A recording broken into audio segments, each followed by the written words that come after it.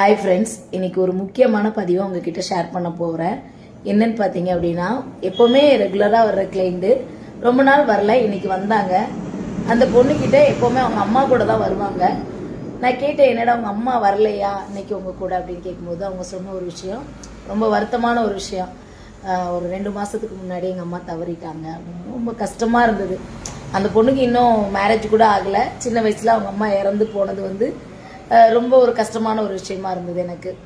அதுக்கப்புறம் பார்த்தீங்க அப்படின்னா, அவங்க எதனால இறந்தாங்க அப்படின்னோன்னா, அவங்களுக்கு லிவர் ப்ராப்ளம் இருந்ததுனால இறந்து போயிட்டாங்க அப்படின்ட்டு. அப்போ நான் ரீசன்ட்லி ஒரு பிஸ்னஸ் ஆக்ஸ்டோனியா அப்படிங்கிற ஒரு பிஸ்னஸ் எடுத்து நான் பண்ணிட்டு இருக்கும்போது, அந்த கிளாஸில் சொன்ன ஒரு விஷயம் என்ன அப்படின்னா, நம்மளோட எல்லா உறுப்புகளுமே பார்த்தீங்கன்னா, நம்ம ஃபெயிலியர் ஆகும்போது அது டக்கு டக்குன்னு நமக்கு இன்ஃபார்ம் பண்ணுமா.